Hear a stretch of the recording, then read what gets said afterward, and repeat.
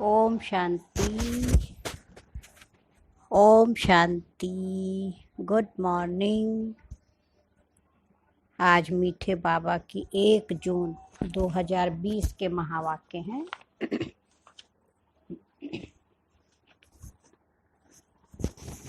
बाबा ने विशेष कहा, सहनशीलता का गुण हमारे अंदर चाहिए संगठन को मजबूत बनाने के लिए ना।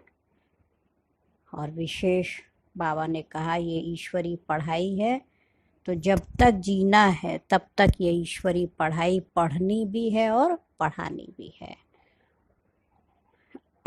और खुशी जीवन में आए, अच्छा ऊंच पद मिले, तो वो भी है पढ़ाई। जब तक हम नहीं पढ़ेंगे तो खुशी भी नहीं आएगी, क्योंकि जब पढ़ाई पढ़ते हैं हमें पद ऊंचा मिलता है, बहुत अच्छे बन जाते हैं, तो ऑटोमेटिक खुशी तो आ ही जाएगी। तो इसलिए आज विशेष बाबा ने इसी बात पर जोर दिया कि ये ईश्वरीय पढ़ाई है ना, जो भगवान पढ़ा रहे हैं।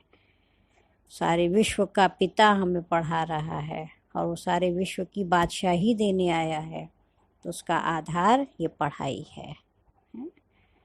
तो बाबा कह रहे, चाहे कुछ भी हो, हमें पढ़ाई को जरूर ध्यान रखना है, पढ़ाई कभी भी मिस नहीं करनी है। और जब भी समय मिलता है तो एकांत में अपने आप से खुद ही बातें करें। अपने आप को उमंग उत्साह में लाएं। शिव बाबा को याद करके अपने आप को खुद ही सुधारना है और अपने दिल से पूछना है, मैं मैसेंजर बना हूँ, कितनों को आप सामान बनाता हूँ। तो ये अपनी जांच स्वयं करना है।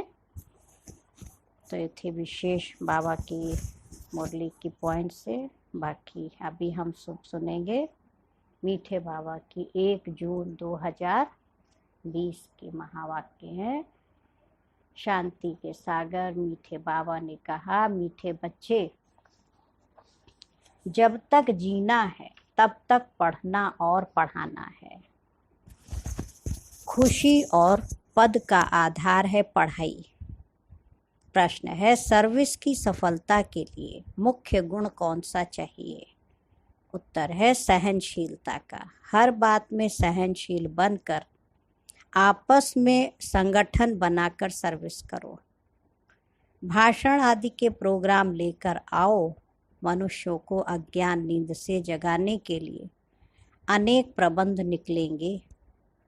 जो तकदीरवान बनने वाले हैं वो पढ़ाई भी रुचि से पढ़ेंगे ना। जिसको अपनी तकदीर बनानी है वो अच्छी रीति पढ़ेगा।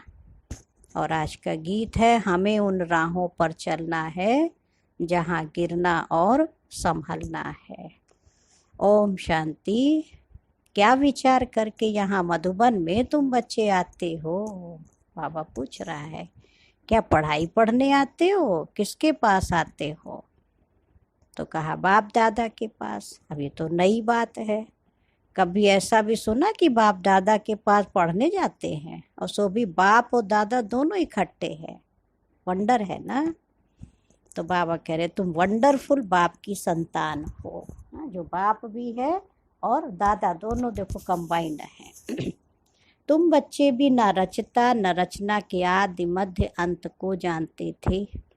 अभी उस रचता और रचना को तुमने नंबरवार पुरुषार्थ अनुसार जाना है। जितना जाना है और जितना जिसको समझाते हो, उतनी खुशी और भविष्य का पद होगा। मूल बात है, अभी हम रचता और रचना के आदि मध्य अंत को जानते हैं। सिर्फ हम ब्राह्मण ब्राह्मणियाँ ही जानते हैं। तो जब तक जीना है अपने को निश्चय करना है कि हम बीके हैं। बीके माना ब्रह्मा कुमार और ब्रह्मा कुमारियाँ। और शिव बाबा से वर्षा ले रहे हैं सारे विश्व का। पूरी रीति पढ़ते हैं या कम पढ़ते हैं वो अलग बात है ना, वो बात अलग हो गई। फिर भी जानते तो है ना कि बाबा हमें पढ़ा रहा है, हम उनके बच्चे हैं। फिर प्रश्न उठता है पढ़ने अथवा ना पढ़ने का। अब जान लिया, अब ये तुम्हारे ऊपर कितना हम पढ़ रहे हैं कितना नहीं पढ़ रहे हैं, उस अनुसार ही पद मिलेगा। गोद में आया निश्चय तो होगा कि हम राजाई के हकदार बने, फिर पढ़ाई में भी रात दिन का फर्क पड़ जाता है। कोई तो अच्छी रीति पढ़ते और पढ़ाते हैं और कुछ सूझता ही नहीं है, बस पढ़ना और पढ़ाना है, ये अंत तक चलना है। स्टूडेंट लाइफ में कोई अंत तक पढ़ाई नहीं चलती है, समय होता है। नहीं, इंटर किया, बीए किया, चलो डबल एमए किया, एमएससी किया, कोई पीएचडी किया, पढ़ाई पढ़ लिया, लेकिन पूरी ज़िंदगी पढ़ता रहे तो ऐसा तो उस स्टूडेंट लाइफ में होता ही नहीं है। लेकिन तुमको तो जब तक जीना है पढ़ना और पढ़ाना है।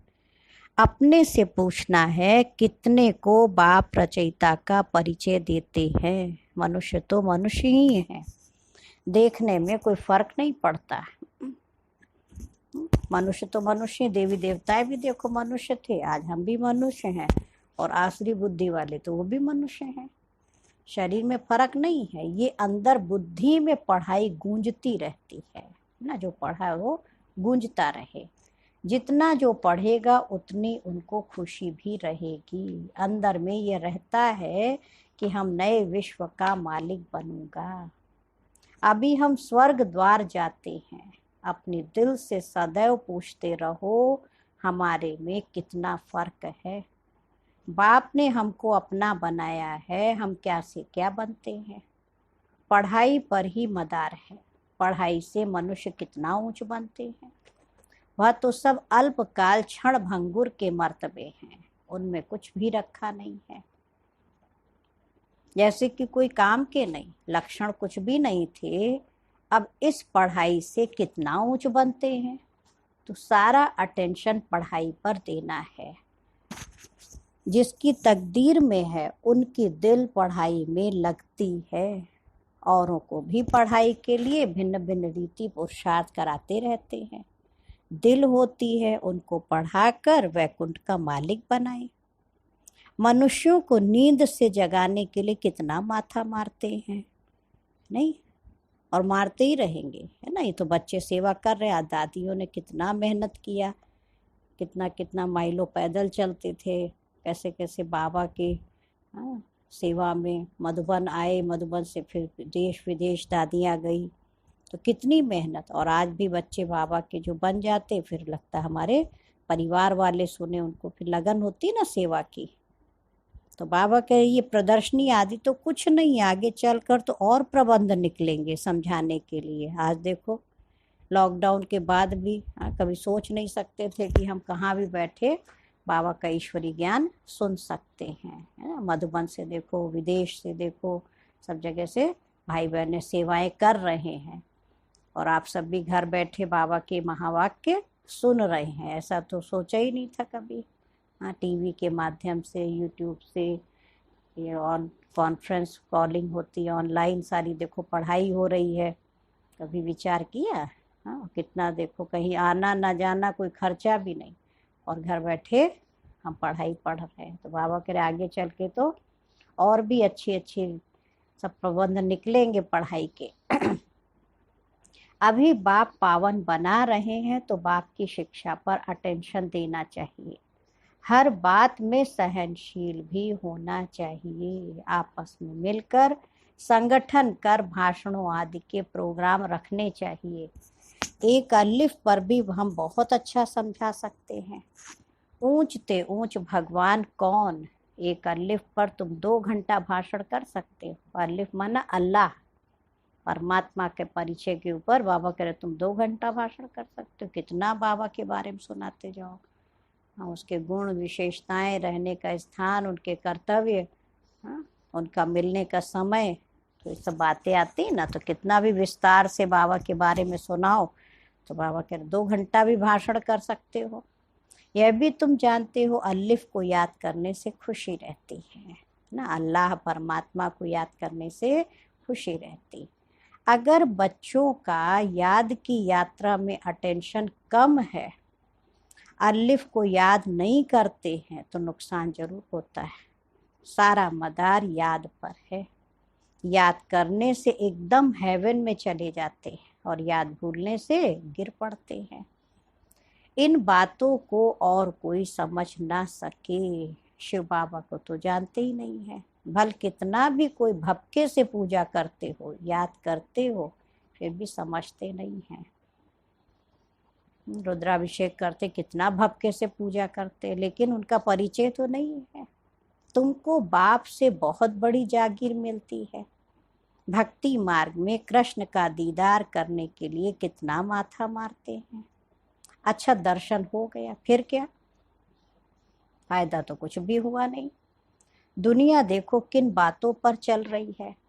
तुम जैसे गन्ने का रस शुगर पीते हो और बाकी तो सब मनुष्य छिलका चूसते हैं। जो बाबा हम बच्चों को ज्ञान सुना रहा, पूरा मक्खन मिल रहा है ना, वो सूबी रस पी रहे हैं। और दुनिया में जो मनुष्य भक्ति कर रहे हैं तो उनको क्या मिलता है? जैसे खाली छिलके चूस रहे हैं। तुम अभी शुगर पीकर पूरा पेट भर आधा कल्प सुख पाते हो, देखो। और ये शुगर पीने से शुगर भी नहीं होगी। बाबा कितना मीठा, उसका ज्ञान कितना मीठा, जो आत्मा अंदर तक मिठास का गुण उसमें आ जाता। बाकी सब भक्ति मार के छिलके चूसते नीचे उतरते आते हैं। अब बाप कितना प्यार से पुरुषार्थ कराते हैं, परंतु तकदीर में नहीं है तो क्या होता है? देखो, अटेंशन ही नहीं देते, ना खुद अटेंशन देते हैं, ना औरों को देने देते, दूसरे को भी नहीं देने देते। ना खुद अमृत पीते हैं, ना पीने देते हैं। ऐसे भी बच्चे हैं। दूसरे के भी काम में देखो अटक डाल देते हैं ना, तो उनको भी विघन डालते हैं और खुद भी नहीं कर रहे हैं, तो कितना देखो पाप के भागीदार बने। बहुतों की ऐसी एक्टिविटी चलती है, अगर पूरी रीति पढ़ते नहीं, रहम दिल नहीं बनते, किसका कल्याण नहीं करते, तो क्या पद पाएंगे? पढ़ने और पढ़ाने वाले कितना ऊंच पद पाते हैं, पढ़ते नहीं है तो क्या पद होगा? वो भी आगे चल रिजल्ट का पता पड़ जाएगा, फिर समझेंगे हाँ बरोबर बाबा हमको कितना वार्निंग देते थे। यहाँ बैठे हो, बुद्धि में रहना चाहिए, हम बेहद के बाप के पास बैठे हैं। वह हमको ऊपर से आकर इस शरीर द्वारा पढ़ाते हैं, कल पहले माफिक। अब हम फिर से बाप के सामने बैठे हैं, उनके साथ ही हमको चलना है, छोड़कर नहीं जाना है। बाप हमको साथ ले जाएंगे, ये पुरानी दुनिया विनाश हो जाएगी। बाबा क्या कह रहे हैं? बाप हमको साथ ले जाएंगे, यह पुरानी दुनिया विनाश हो जाएगी। यह बातें और कोई नहीं जानते, आगे चलकर जानेंगे। बरोबर पुरानी दुनिया खत्म होनी है, मिल तो कुछ भी नहीं सकेगा। यह बातें और कोई नहीं जानते, टू लेट हो जाएंगे। जब तक जानेंगे तब तक तो टू लेट हो जाएंगे। तो बाबा कह रहे हैं हिसाब किताब चुकतू कर सबको वापस जाना है। यह भी जो सेंसिबल बच्चे हैं वही जानते हैं। बच्चे वह जो सर्विस पर उपस्थित हैं, माँ बाप को फॉलो करते हैं, उनको कहेंगे बच्चे। जैसे बाप रूहानी सेवा करते हैं वैसे तुमको भी करनी है। कई बच्चे हैं जिनको ये धुन लगी रहती है, जिनकी बाबा महिमा करते हैं, उन जैसा बनना है। टीचर मिलती तो सबको है, नहीं मिलती। देखो बाबा तो सबके लिए रखता है। यहाँ भी सब आते हैं, यहाँ तो बड़ा टीचर बैठा हुआ है। लौकिक पढ़ाई में भी टीचर रहती है ना, तो बाबा कह यहाँ तुमको पढ़ाने वाला सबसे बड़ा टीचर बैठा हुआ है। अगर बाप को याद ही नहीं करते तो सुधरेंगे कैसे?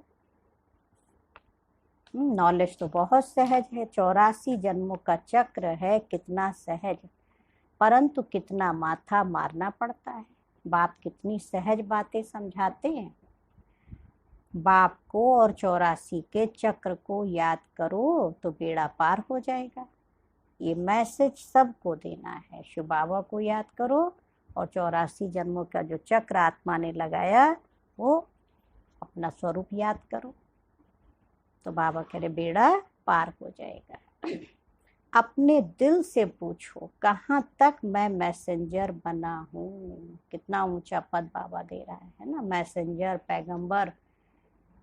जो हुए ना तो कितनी महिमा गाते। तो हम बच्चों को बाबा कह रहे तुम बच्चे हो मैसेंजर, ये चेक करो कितना मैं मैसेंजर बना हूँ। जितना बहुतों को जगाएंगे उतना इनाम मिलेगा। अगर जगाता ही नहीं हूँ तो इसका मतलब क्या कहें, जरूर कहाँ सोया हुआ हूँ। जब खुद जगेगा तो बिना जगह रह ही नहीं सकता है। लौकिक दुनिया में भी जो खुद जाग जाता है तो उसको लगता है सब सो क्यों रहे, वो उठा ही देगा सबको, है ना। तो वो उस नींद से जगाते। बाबा कहते तुम जागे हुए हो तो अज्ञान नींद से जगाओ। फिर मुझे इतना ऊंच पद नहीं मिलेगा अगर मैं किसी को नहीं जगाता, खुद ही सोया हुआ हूँ। बाबा रोज रोज कहते बच्चे शाम को अपना सारे दिन का पोता मेल निकालो, सर्विस पर ही तुम्हें रहना है। मूल बात है बाप का परिचय देना। बाप ने ही भारत को स्वर्ग बनाया था, अभी नर्क है फिर स्वर्ग होगा, चक्र तो फिरना है। तमो प्रधान से सतो प्रधान बनना है। बाबा क्या कह रहे हैं, तमो प्रधान से सतो प्रधान बनना है। कैसे बनेंगे, हाँ, बाप को याद करो तो सारे विकार निकल जाएं। सतयुग में बहुत थोड़े होते हैं, फिर रावण राज्य में कितनी वृद्धि होती है। सतयुग में 9 लाख, फिर धीरे धीरे वृद्धि होते होते कितने हो जाते देखो। जो पहले पावन थे वही फिर पतित बनते हैं। सतयुग में देवताओं का पवित्र प्रवृत्ति मार्ग था, वही फिर अपवित्र प्रवृत्ति वाले बन पड़े हैं। पवित्र प्रवृत्ति माना घर गृहस्थ। सतयुग में देवी देवता जो घर गृहस्थ में रहते थे युगल रूप में, तो उनकी प्रवृत्ति पवित्र थी, गृहस्थ आश्रम था, और आज अपवित्र बन गए।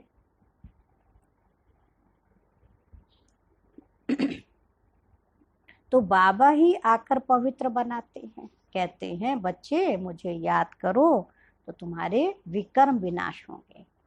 तुम आधा कल्प पवित्र थे, फिर रावण राज्य में तुम पतित बने हो। यह भी तुम अभी समझते हो कि हम ही बिल्कुल वर्थ नाटे पैनी थे। अभी कितनी नॉलेज मिली है जिससे हम क्या से क्या बनते हैं। बाकी जो भी इतने धर्म है ये सब खत्म हो जाने हैं, सब मरेंगे। कैसे बाबा करे, जैसे जानवर मरते हैं, हाँ, जैसे बर्फ पड़ती है तो कितने जानवर पक्षी आदि मर जाते हैं। नेचुरल कैलेमिटीज आती हैं, देखो कितने खत्म हो जाते हैं। तो बाबा कह रहे क्या बुद्धि में रखो, ये सब मरे पड़े हैं। इन आँखों से जो देखते हो वह फिर नहीं होगा। अभी तक पिछला देख ले, कितना कुछ था, कितना कुछ खत्म हुआ, और आगे भी परिवर्तन होना है ना। नई दुनिया में बिल्कुल ही थोड़े रहेंगे। यह ज्ञान तुम्हारी बुद्धि में है।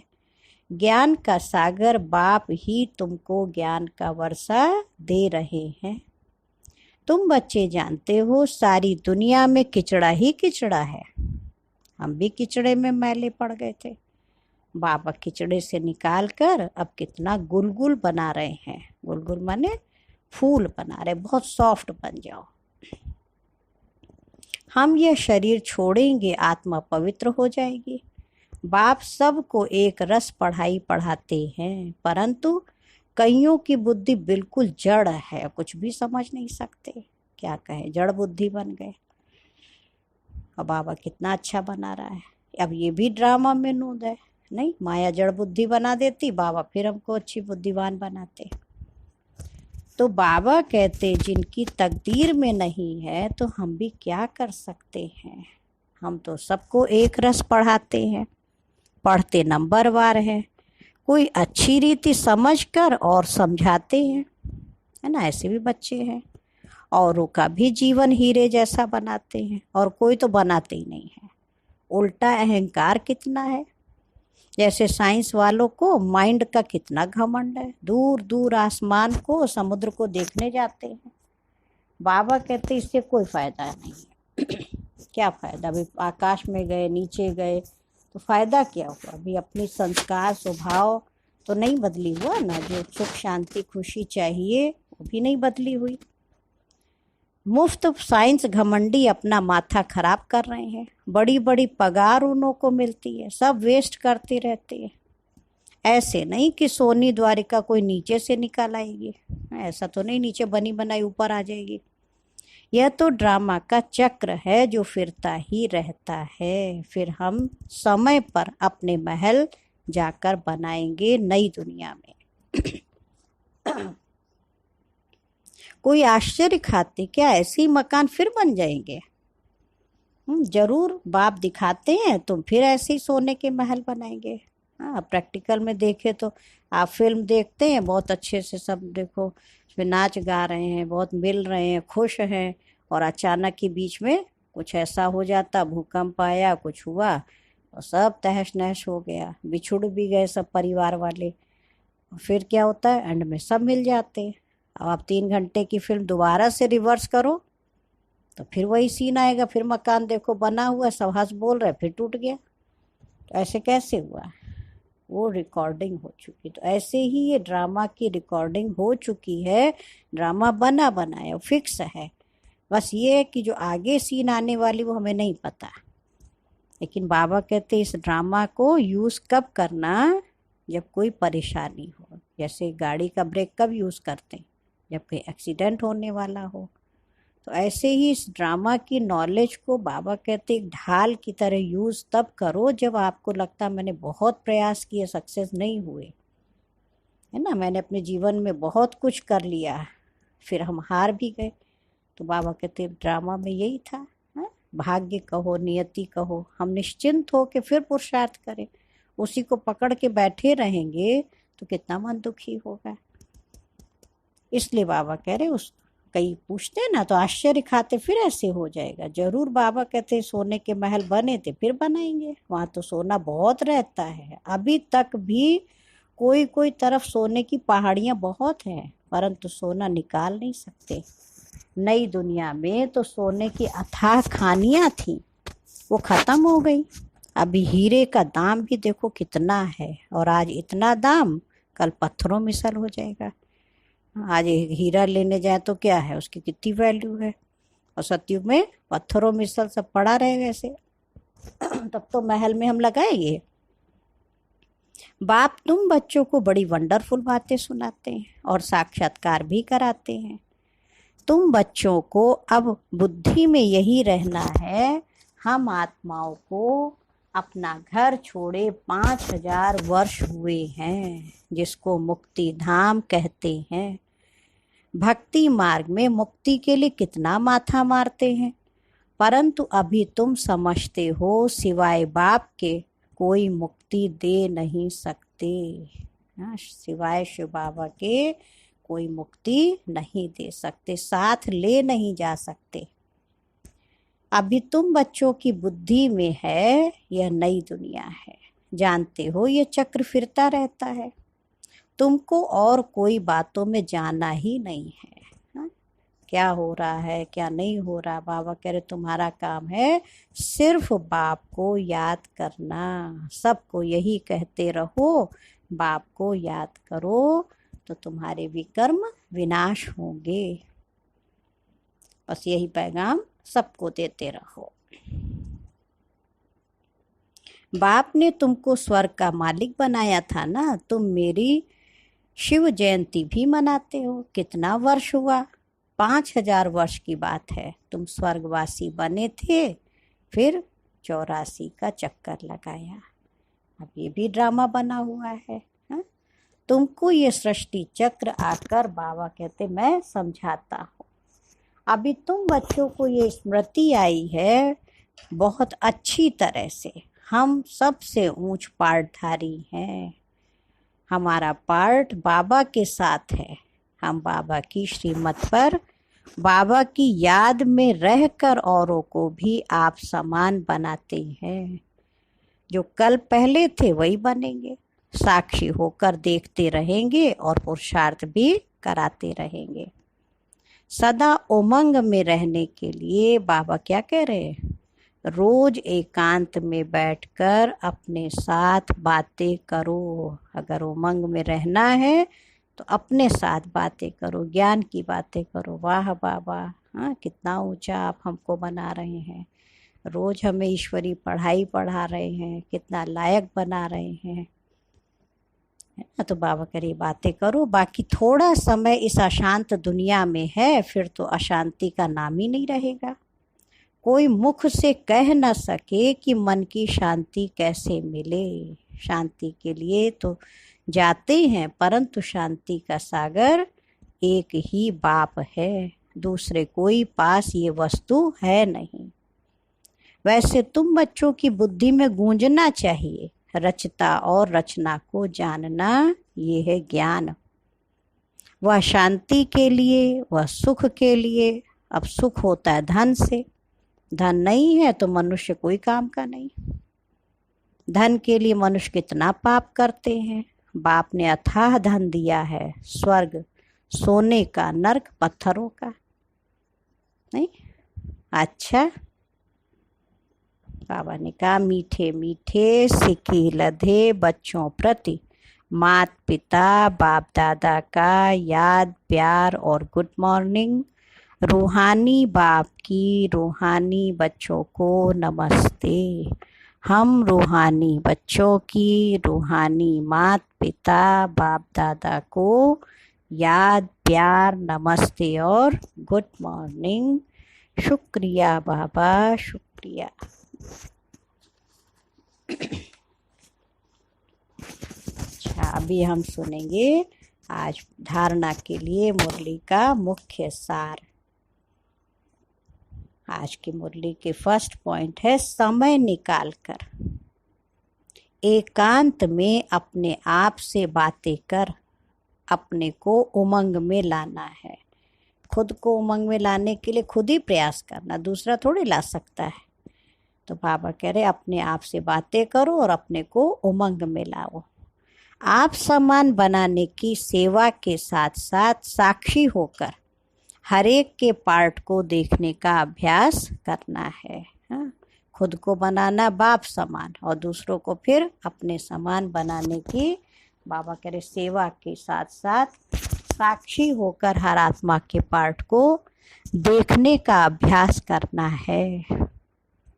सेकंड पॉइंट है, बाप को याद करके अपने आप को खुद ही सुधारना है ना। बाबा की याद करेंगे तो अपने आप का सुधार भी हो जाएगा। अपने दिल से पूछना है कि मैं मैसेंजर बना हूँ, कितनों को आप समान बनाता हूँ। और मीठे बाबा का आज का वरदान है, साइलेंस की शक्ति द्वारा विश्व में प्रत्यक्षता का नगाड़ा बजाने वाले शांत स्वरूप भव।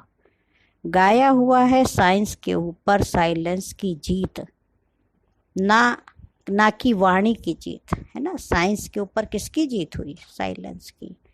वाणी से हम जीत नहीं सकते किसी को। जितना समय व संपूर्णता समीप आती जाएगी उतना ऑटोमेटिक आवाज में अधिक आने से वैराग्य आता जाएगा, है ना। वाणी में आने का फिर दिल नहीं होगा। जैसे अभी चाहते हुए भी आदत आवाज में ले आती है, वैसे चाहते हुए भी आवाज से परे हो जाएंगे। से अभी है ना, बार बार नहीं चाहते तो भी फिर आवाज में आ जाते फट से।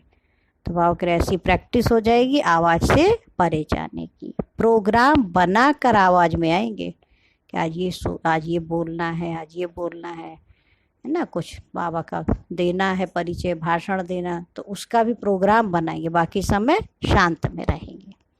ये चेंज जब दिखाई दे ना, तब समझो अब विजय का नगाड़ा बजने वाला है। कितनी गुप्त बात बाबा ने बताई, है ना। बाकी व्यर्थ बातों में बोलने की आवश्यकता ही नहीं होगी, दिल ही नहीं करेगा। केवल बाबा के ज्ञान की बातें या भाषण करना है या कुछ सुनाना है, उतना ही बोलने का दिल होगा, तो समझ लो बाबा कह रहे विजय का नगाड़ा बजने वाला है। इसके लिए जितना समय मिले शांत स्वरूप स्थिति में रहने के अभ्यासी बनो। किस बात की प्रैक्टिस करनी? शांत स्वरूप स्थिति में रहने के अभ्यासी बनो। और आज का स्लोगन है, जीरो बाप के साथ रहने वाले ही हीरो पार्टधारी हैं। बाबा जीरो, उसके साथ रहेंगे तो हम भी क्या बन जाएंगे? हम भी जीरो बन गए तो जीरो माना, जो जीरो बनेगा वही पूरे विश्व का हीरो बनेगा। जीरो माना ही आत्मा के गुण विशेषताएं अपने अंदर महसूस होंगे। अच्छा, ओम शांति, ओम शांति, ओम शांति।